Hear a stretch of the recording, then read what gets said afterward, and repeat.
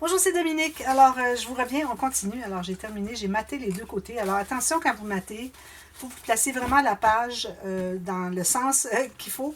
Alors, vous savez que c'est la doublure de page est ici, que la tâche à la tranche est ici. Donc, ça ici, c'est notre tâche comme ceci. Donc, moi, j'ai mis les designs. Je les ai coupés carrés quand même. Vous pourriez toujours les couper losange, mais je trouve que ça fait beaucoup de pertes de papier. Alors, j'ai coupé carré pour qu'on regarde comme ceci et l'autre comme ceci. On ne voudrait pas les avoir dans l'autre sens comme ça. Okay? Sinon, si vous ne voulez pas prendre de chance, vous n'êtes pas certaine, allez avec un papier qui peut aller des deux côtés. Comme exemple, justement, l'arrière de ce papier-là, ici, j'ai des petites fleurs, des petites étoiles comme ça. C'est des fleurs. alors j'ai maté ça. Ici, j'ai placé mes deux petits fermoirs. J'ai mis les aimants. Alors, j'ai mis des petits aimants de 6 mm. Alors ici, j'avais mis un cercle pour, un peu comme des cercles comme ceci, pour cacher l'aimant. Mais mes aimants ne sont pas tellement forts, alors j'ai décidé que vu que de toute façon, il y a une photo qui allait là, personne ne va coller la photo, alors ça n'ajoutera pas trop de papier. Parce que si je matais ici, plus la photo, j'avais l'impression que ça ne collerait pas bien, ça ne magnétiserait pas bien. Alors c'est pour ça que j'ai décidé que je laissais pas de matage. C'est très rare que je fais ça, mais ça arrive à l'occasion. Je vois des gens qui le font souvent, puis vraiment, il n'y a pas de problème pour ça. C'est vraiment, c'est correct parce que c'est caché par une photo. Excusez, j'écoute, je fais des petits ajustements.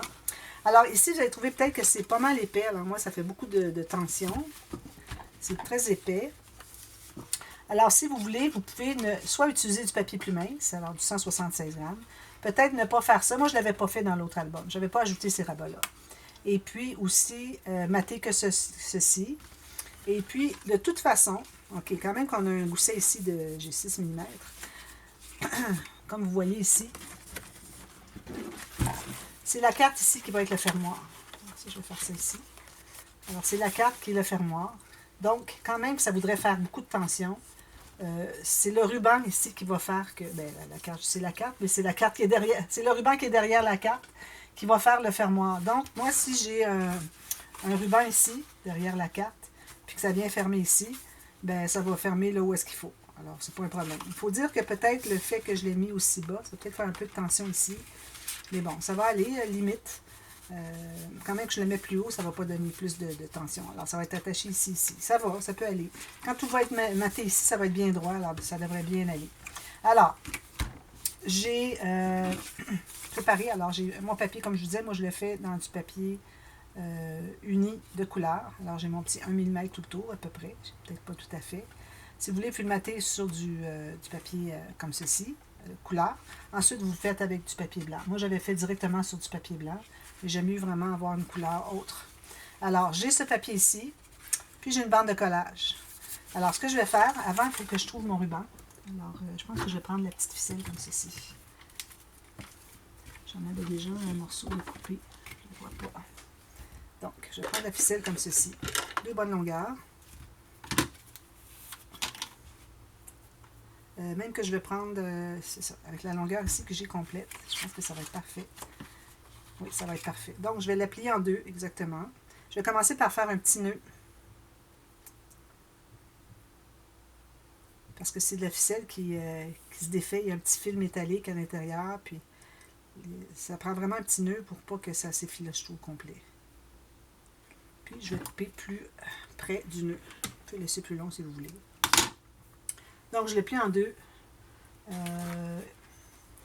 Pas en deux exact. Alors, un plus long, parce que ce qui va arriver, c'est que ça va être collé ici. Il y en a un qui va aller à l'intérieur, le plus long des deux, puis il va revenir ici. Tandis que l'autre, le plus court, il va partir de là, il va arrêter ici. Donc, ça prend toute cette longueur-là de plus pour un des deux. Alors, moi, j'ai fait ça comme ça. J'ai, 5... j'ai 7 cm de plus. Alors, c'est ici que je vais le coller. Donc, je vais coller ça ici derrière ma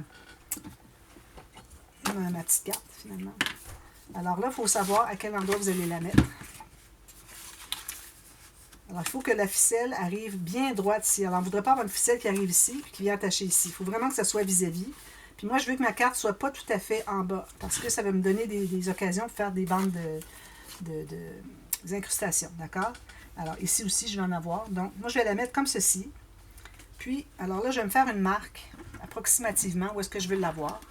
Quand il arrivera le temps de coller la carte, bien là, je la collerai en conséquence. Donc, je vais prendre la colle à textile. Je mets de la colle vis-à-vis où est-ce que j'avais ma marque.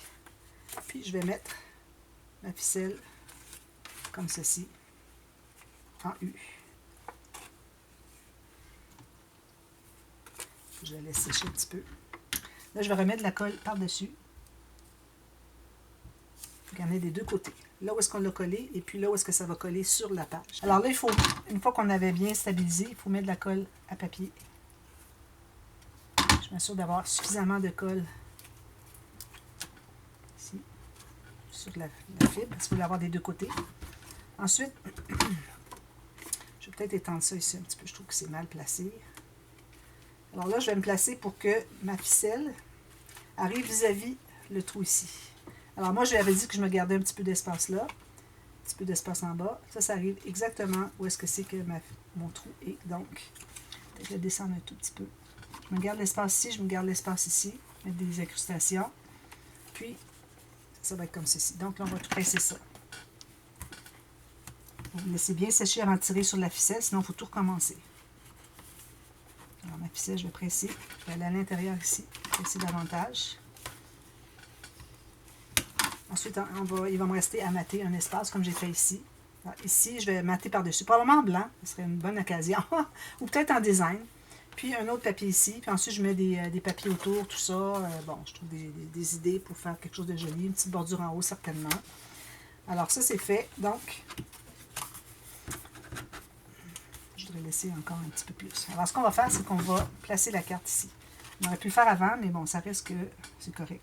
Alors ici, moi, je trouve qu'il en a peut-être un petit peu trop. Je vais couper un peu sur ma carte. J'ai peut-être fait mon papier de couleur un tout petit peu trop petit. Mais vu que j'ai tellement d'espace autour que si je coupe, ça ne paraîtra même pas. Alors, je vais la mettre comme ceci. Ici, je vais vouloir arrondir les coins.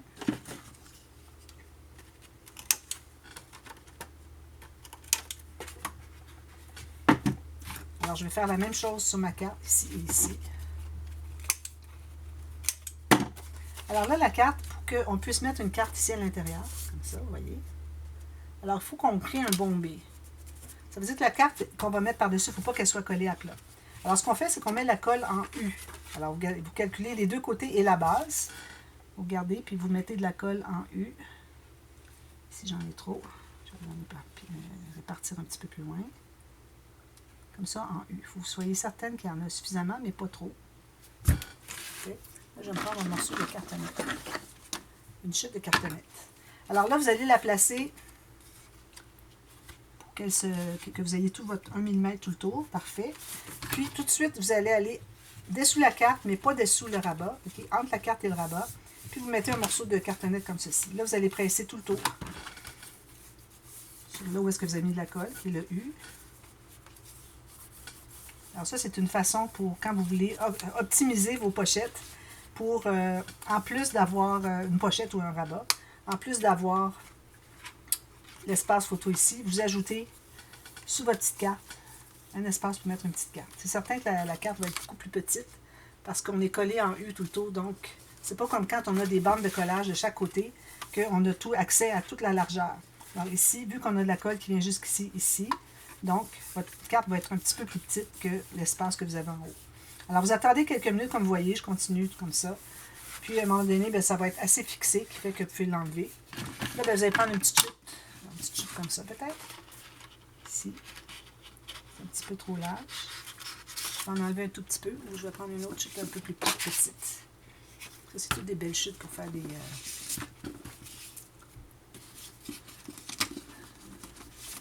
Tiens, ça c'est beau. Je n'ai pas dans le long, dans le grain du papier. Alors, j'essaie toujours d'utiliser les autres. Alors, ça, c'est bien. Je trouve que c'est une belle petite largeur. Ça, comme ça. Jusqu'en bas. Vous allez l'arrêter là où est-ce que ça arrête. Là, vous allez décider combien vous voulez faire dépasser. Moi, j'avais fait dépasser quand même pas mal. Alors, je vais l'arrêter ici. Je vais faire un pli sur cette marque-là.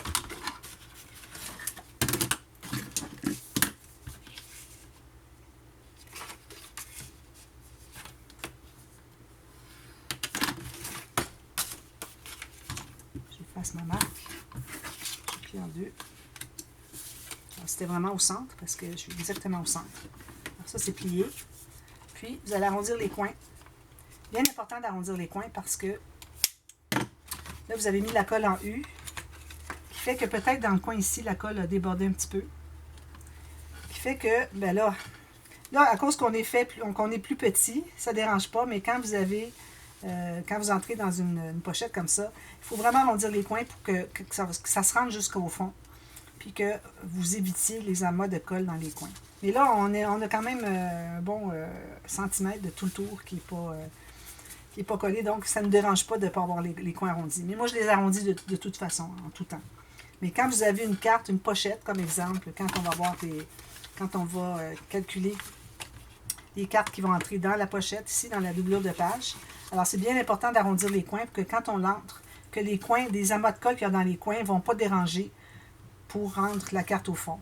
Sinon, si vous arrondissez les coins après avoir mesuré la longueur que vous voulez que votre carte dépasse dans la pochette, vous allez vous retrouver qu'elle va être plus loin parce qu'après, vous allez avoir arrondi, puis là, vous vous trouvez à aller plus loin encore.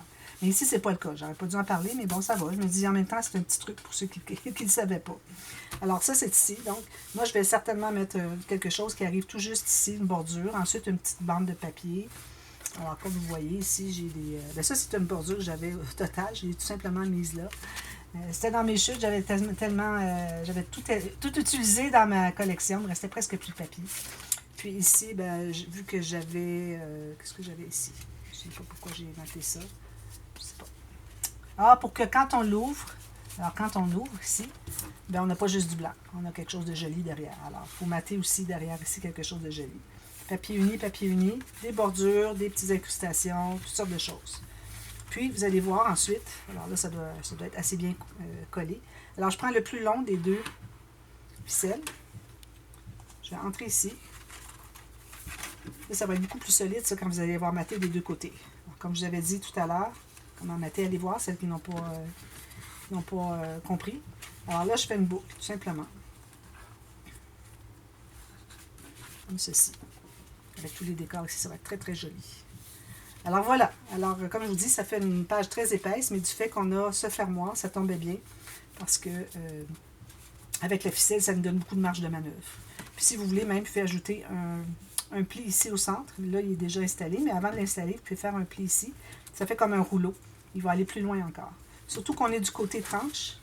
Je pense que je vais essayer de le faire, moi. Parce que du côté tranche, quand on tourne les pages, c'est possible que la page, quand on veut la tourner, que ça bute parce que c'est trop près du bord. Mais moi, je vais aller faire un autre petit... Je pense que je vais prendre le temps, vu qu'on est dans une vidéo qui est presque terminée. Je vais vous montrer comment faire. Alors, moi, j'ai déjà mes deux plis. Alors, je vais ajouter un pli. Je me mets à plat ici. Puis, vous pouvez toujours faire une petite marque au centre pour que le pli soit bien centré. Puis, vous allez, avec votre stylet, vous allez presser. Alors, placez votre règle à peu près 1 mm plus bas que votre marque. Parce que vous avez une boule ici, donc c'est pas exactement sur le long de la règle. Alors, je fais ça, je presse quand même assez fort. Puis là, je vais aller le plier. Alors, je le plie premièrement côté montagne. Ensuite, je vais le plier de l'autre côté. Je vais presser ici. Alors là, je me retrouve avec un petit rouleau. J'ai deux plis. Alors, de cette façon-là, on peut se rendre plus loin. Ça va tout garder en place quand même. Puis, ça va faire moins encombrant ici. Ça va pouvoir pousser davantage. Alors, moi, c'est comme ça que je fais ça. Alors, voilà. Alors, c'est terminé pour celui-là. Je vais tout terminer la page. Et puis, je vous reviens. On va faire l'arrière, qui est la page 4. Avec, je vais vous montrer un petit peu tout de suite. Donc, à la page 4, on a ici, alors, deux fermoirs comme celui qu'on vient de faire, mais égaux de part et d'autre. Alors, à ce moment-là, ça va être important de mesurer la hauteur, que ce soit à la même hauteur.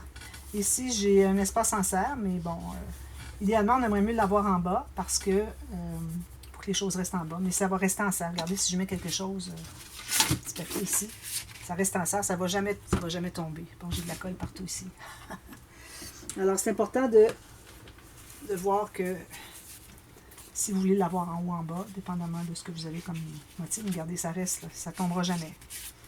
Puis à l'intérieur, on a la page, la cascade rapetissante qui glisse comme ça. Ici, on a une carte, on a un espace en serre, des petites bandes ici pour tous les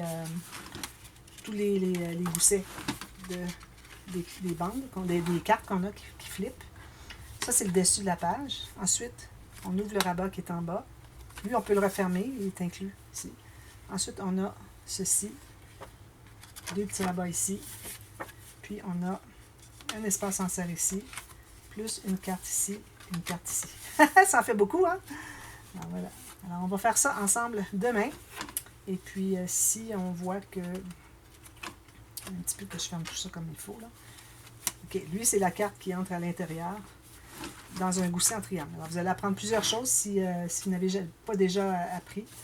Alors, des techniques nouvelles. Alors, ce n'est que celle du fond ici qui entre à l'intérieur. Le reste, c'est par-dessus. Alors, voilà. Alors, je vous reviens avec celle-là dès demain. Alors, à demain. Merci. Bye-bye.